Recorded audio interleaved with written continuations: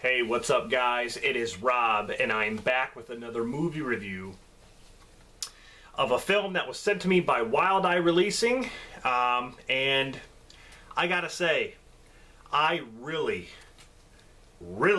enjoyed this one. Out of the Wild Eye Releasing films that I have, this is probably my favorite one so far that I've seen. Dead House.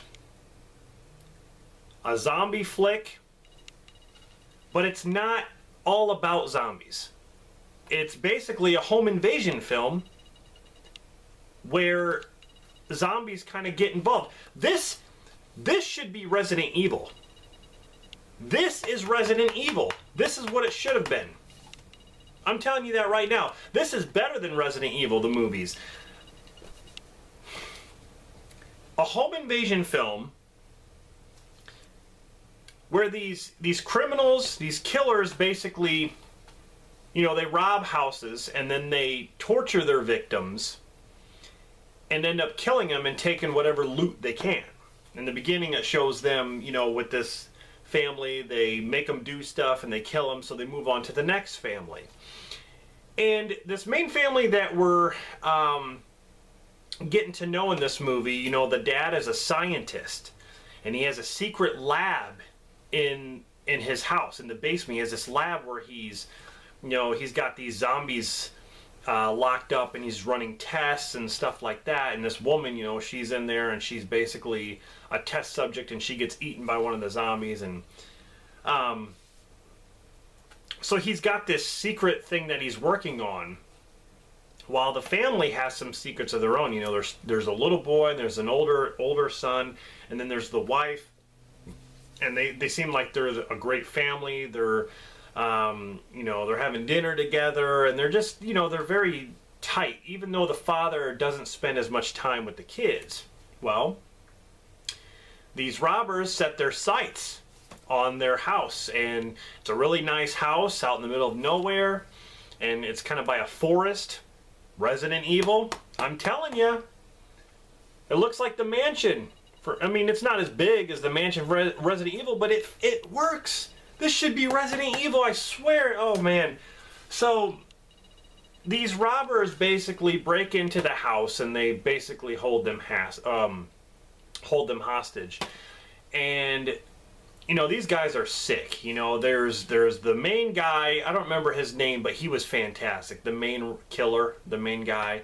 The bald guy, he was fantastic. Then there's this crazy guy who talks like this, and he has like a cross on his cheek or whatever. And then there's the younger boy of the killer group, and he's the brother of the main guy. And he seems kind of like, I don't know, he seems kind of shifty, like he doesn't really want to be there and do this stuff. And on the other hand, if he doesn't do it, his brother's going to kill him. Because his brother's psychotic. He's just psychotic. He really is. But these three guys break into the house. They want money, but yet they want to torture this family. They want to see this family, you know, they're having fun with them. You know, they do stuff to the wife, and then they make them play this game where they have to tell their dirty secrets. And then you get to find out more about these characters, more about the family that you didn't know. You find stuff about the wife that you didn't know. You find stuff about the little boy that you didn't know. They're just things that, you know, they fleshed out these characters very, very well. And the acting is fantastic. It is fantastic. I hate when people say, well, low-budget independent films never have good acting. That is not true. Watch this movie. There's a lot of emotion with this family. The dialogue is great, and the killers, they say some really messed up stuff, but that's the character. That's what they're playing. And I felt like that the killers were grounded in this movie, because it could happen in real life. You know, it's the way the world is now. I'm not surprised if someone would do stuff like that. You look on the news, you'll find out, you know, you'll see things. you'll hear and see things that that you wouldn't even believe that people do. But anyway, so they're inside the house, and while they're holding this family hostage, you know, a couple of the killers go downstairs in the basement and find out, you know, they're running tests and zombies, and the zombies break out, and of course you know what happens. The zombies run amok.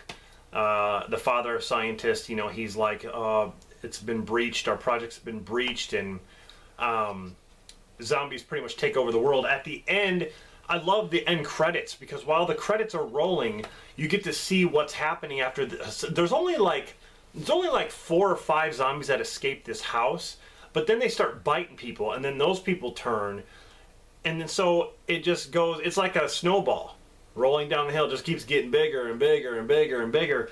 At the end credits, you get to see the plague, and basically the virus is starting to spread, and people are starting to get infected. Let me tell you something, the gore effects in this movie are so good. A+ on the gore effects.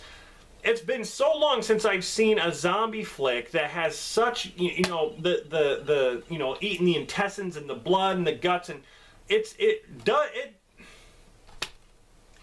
gives Day of the Dead a run for its money, and even Dawn of the Dead. It really does. 'Cause the stuff they do in here is just, oh my God, it's a gore fest, but it's so good. It's done so well. The gore effects. There's a part where a character gets their head smashed in with a rock. Oh my God, it looks so disgusting, but it looks so real. They did such a good job. No CGI stuff here. No CGI. Now, if it was a big blockbuster film or some kind of big horror film, they would just use CGI blood or CGI whatever. It takes you out of the movie. That's why I think this one was done so well. You could tell the you know, the patience and the care they took with doing these special effects. You can see that they took time with this, and like just the creation. It's so good. I really enjoyed this one. You know, you can say it's a zombie home invasion film. It's like a home invasion film that turns backwards, like with these guys who come to find out this secret in the basement. I love that. But this could have been Resident Evil. I'm telling you, this could be the ultimate Resident Evil movie. Show what happens, you know, in the mansion. There's people living in the mansion. They get killed off. The zombies come up. They start going out into the forest, which they do in this movie. And then it spreads all over the city, which it does in this movie. I'm telling you, this is Resident Evil. Come on, guys. Make a Resident Evil, please. That series needs to be rebooted. Really, really good film. I'm going to butcher the director's name. I think it's Brini Amerigo. Brini Amerigo.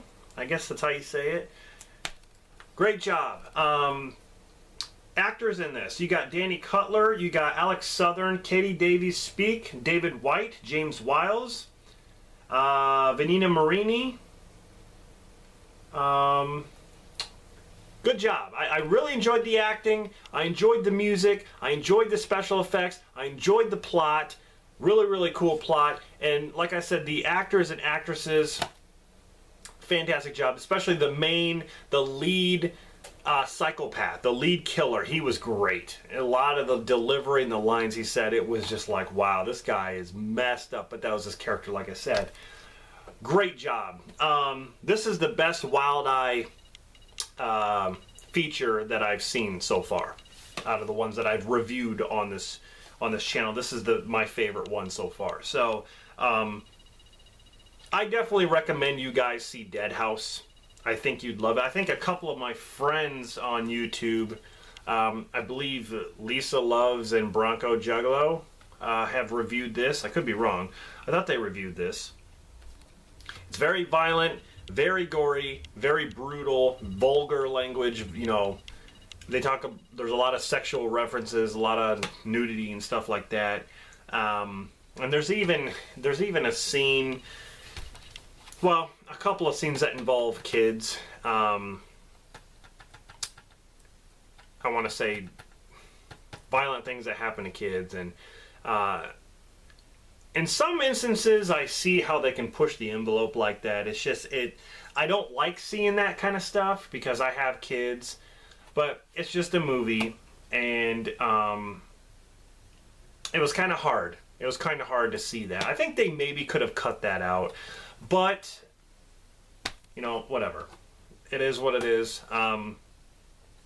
But yeah, if you like that kind of stuff, like the stuff that I just mentioned, then I think you would definitely like this movie, for sure. So definitely go check out Dead House. I'll put Wild Eye's official site, the link in the description, as well as their YouTube channel. Definitely check this one out. But yeah, just want to give a big thanks again to Wild Eye Releasing for sending me this to review and talk about. Oh, and also this is the unrated director's cut. I'm not really sure what the difference is. It just says contains graphic violence, nudity, adult language, sexual reference, and all that stuff. I'm not really sure what the difference is with the unrated director's cut. Maybe some of you out there can tell me what the difference is, but maybe it's just more gore or more violence or more things that were added. I don't know. But anyway, guys, thank you for watching this review. I'll be back with more Wild Eye Releasing reviews, and as well as my Halloween. I'm trying to continue my Halloween series reviews, as well as some other movies, some request videos. I know I'm trying to get to it. There's a lot of stuff to get to. Thank you very much for watching, for subscribing, for commenting, for sticking with me. Really do appreciate it, all your support and everything. Yeah, this is Rob signing off, and I'll see you guys in the next one.